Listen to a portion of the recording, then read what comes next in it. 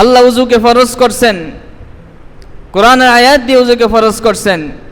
এই যে আমরা উযু করি, উযু যখন নষ্ট হয়ে যায়, বায়ু বের হয়, প্রস্রাব পায়খানা বের হয়, আমাদের উযু নষ্ট হয়ে যায়, তখন আমাদের উযু করতে হয়। এই উযুটাকে আল্লাহ ফরজ করছেন। দেখেন কত সুন্দর সিস্টেম।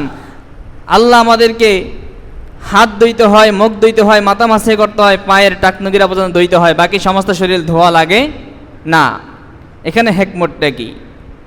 কেন শুধুমাত্র এই 4টা অঙ্গ ধোয়া এবং মাসাই করলেই হয় উযু, সমস্ত শরীর ধোয়া লাগে না? কারণটা কি? আল্লামা শাহ ওলিউল্লাহ মুহাদ্দিস দেহলভী রহমাতুল্লাহি আলাইহি তিনি একটা কিতাব লিখেছেন, হুজ্জাতুল্লাহিল বালেগা।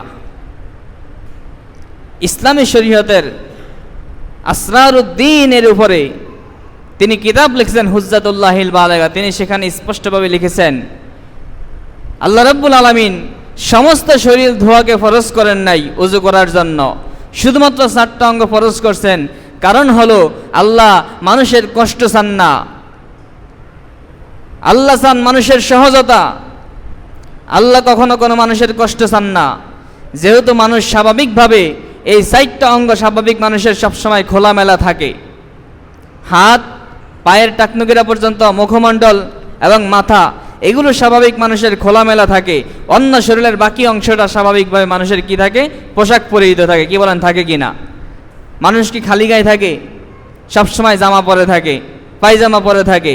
কিন্তু স্বাভাবিকভাবে অধিকাংশ সময় মানুষের হাত কোণেই পর্যন্ত, মুখটা এবং টাকনুগিরা পর্যন্ত, পা এবং মাথা, এই 4টা অঙ্গ স্বাভাবিক খোলা থাকে।